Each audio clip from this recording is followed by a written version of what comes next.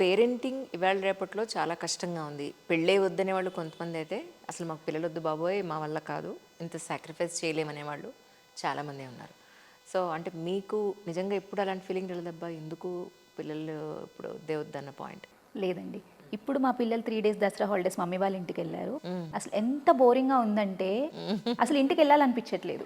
ముందు నేను 8 కల్లా ఇంటికి వెళ్ళిపోయేదాన్ని పాప ఉంటుందని. ఇప్పుడు అసలు ఇంటికి వెళ్ళడానికి రీజన్ ఏంటి? సరే 11 అయినా సరే పర్లేదులే అలా అనిపిస్తుంది. అంటే పిల్లలు వస్తే ఇంకా వాళ్ళే ప్రపంచం అండి. అది అంటే మేబీ లేని వాళ్ళకి తెలియదేమో, ఉంటేనే ఆ ఫీలింగ్ తెలుస్తుంది. అంటే మేబీ వాళ్ళు ఇప్పుడు ఇంకా చిన్నపిల్లలు కదా, అది విషయం అందుకని ఇంకా తెలియలేదు.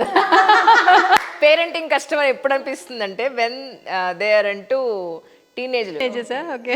టీనేజ్లోకి ఎంటర్ అయిన తర్వాత వాళ్ళతో పడే కష్టాలు ఉంటాయి. ఆ రోజు మీరు నన్ను తలుచుకోవాలి మరి తప్పకుండా అప్పుడు మీకే కాల్ చేస్తాను, అంజలి గారు ఏం చేయాలి ఇప్పుడు పరిస్థితి అని. చాలా మంది పిల్లల్ని పెంచేటప్పుడు ఇంకా ఎస్పెషల్లీ టాడ్లర్ స్టేజ్ ఉన్నప్పుడు ఒక్క డే నాకుంటే నేను వెకేషన్కి వెళ్ళి మొత్తం పడుకుంటాను అసలు ఏం ఆలోచించకుండా అనుకుంటారు కదా. కానీ వన్ డే ఆ డే వచ్చినప్పుడు 5 minutesకే రెస్ట్ లేదు, ఏం తోయదు అసలు. ఏం తిన్నాడా, పడుకున్నాడా, ఏం చేస్తున్నాడా, ఆలోచనలు వాళ్ళ చుట్టూ తిరుగుతూ మొత్తం వాళ్ళ చుట్టే.